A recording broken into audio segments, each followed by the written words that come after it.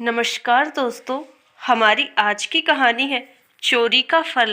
किसी गांव में एक किसान रहता था। उसके दो बेटे और एक बेटी थी, मोहन, सदन और श्यामा।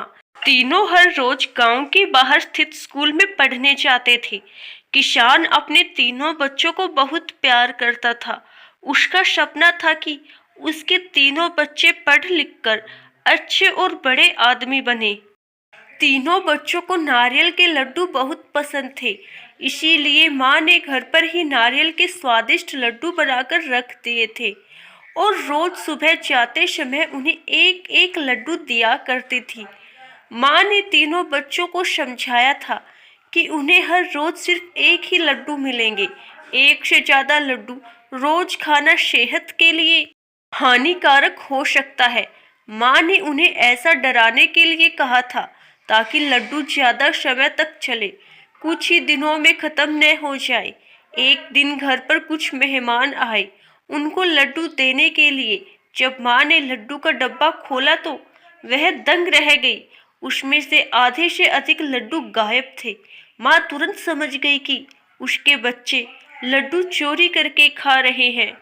माँ ने ये बात किसान को बताई। किसान को यह बात सुनकर बहुत दुख हुआ। वह इतनी मेहनत करके अपने बच्चों को पढ़ा लिखा रहा था। उसके बच्चे यदि चोरी जैसा गलत काम करना सीख रहे हैं तो उसके लिए बड़े शर्म और दुख की बात थी। किसान के लिए यह पता लगाना बहुत मुश्किल था कि उसका कौन सा बच्चा लड्डू चोरी करके खा रहा है। फिर अचानक किसान को एक तरकीब सूझी। उसने अपनी पत्नी को समझाया कि नारियल के लड्डू में नीम के पत्तों का रस मिला दे। किसान की पत्नी को यह तरकीब अच्छी लगी और उसने ऐसा ही किया। दोपहर के बाद जब तीनों बच्चे स्कूल से लौटकर घर आए तो माँ उन्हें खाना देकर गाय को चारा डालने के लिए घर से बाहर चली गई। कुछ ही समय बाद किसान का दूसरा बेटा यानी मदन घर के मुख्य द्वार पर आया। उसने दरवाजे पर ही सब खाया पिया उलट दिया।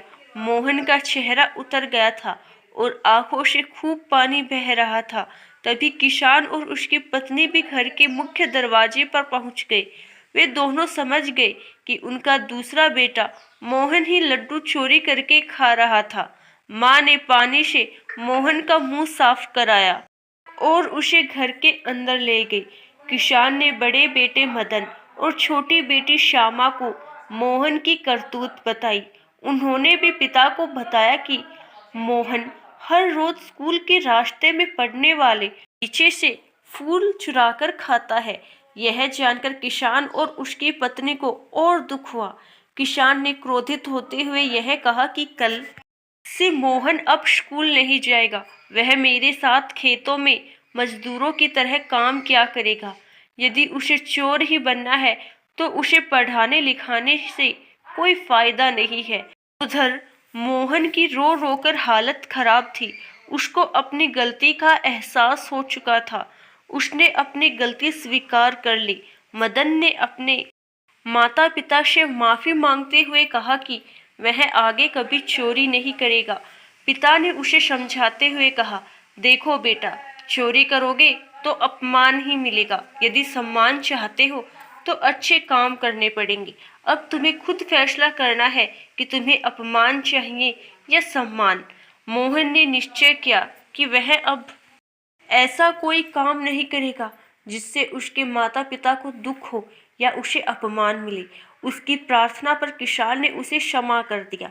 इसके बाद उसने कभी चोरी नहीं की। आशा करती हूँ दोस्तों आपको हमारी आज की कहानी जरूर पसंद आई होगी। धन्यवाद।